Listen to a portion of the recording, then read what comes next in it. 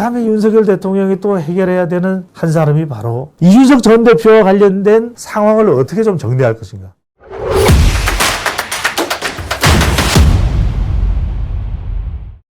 자, 윤석열 대통령, 한동훈 장관과는 아주 가까운 관계죠. 그러니까 한동훈 장관과는 가까운 윤석열 대통령.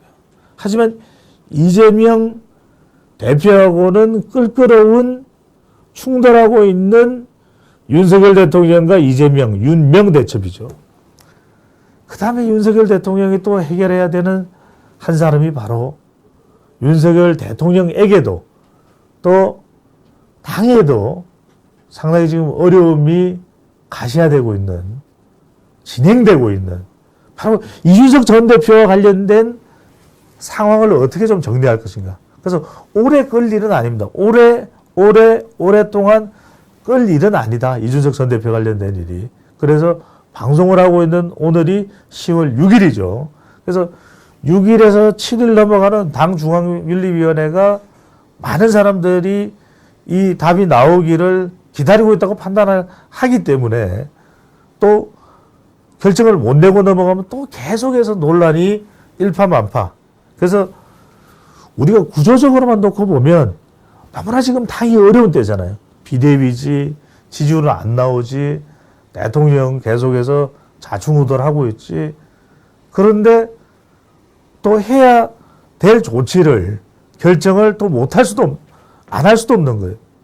그러면 이준석 전 대표와 관련해서 이제 결정을 해야 되는데, 시기적으로 보면은, 구조적으로 볼 때는 좀 더 시간이 걸려서 하는 것이 다 낫다고 판단할 수 있는 거예요. 그래서 이양희 윤리위원장의 임기도 1년 더 여유 있게 확보가 됐고, 자, 그게 아니다. 기왕 뭐 지지율이라는 것이 당장 좋아질 수도 없는데, 이준석 전 대표 이 갈등과 충돌을 끊어내지 못하면 당으로서는 더 어렵다. 이런 판단이 아주 강하게 또 명분을 갖추고 있다면, 또 윤리위가 너무 명분이 없어도 안 돼요. 그러다 보면은 이준석 전 대표에 대한 결정을 더 빨리, 오늘 방송하는 6일과 7일 사이에 결정을 해서 발표를 해버릴 수도 있겠죠. 물론 가처분 신청이 지금 심리가 원래는 6일날 효력정지 가처분 신청에 대해서 심문을 하고 심리를 하고 발표가 될 것으로 지금 기대를 하고 있는데, 하지만 지금 이것도 미뤄졌나요? 미뤄질 가능성이 상당히 있죠. 그러다 보니까 이준석 전 대표 또 정진석 비대위의 운명도 좀 빠른 시간 내에 결정은 안 되고 있다. 그래서 더 미뤄질 가능성도 있고, 결정이 아니다. 이걸 더 미룬다고 해서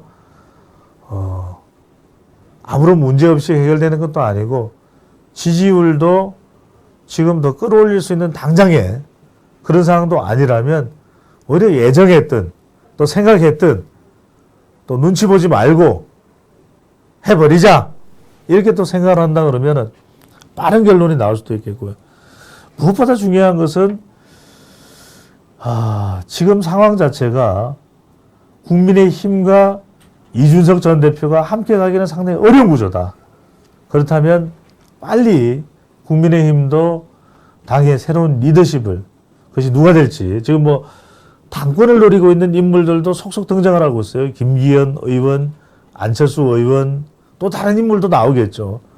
더 공개적으로, 표면적으로 윤핵관이라고 인식되는 인물들, 가령 비대위의 운명에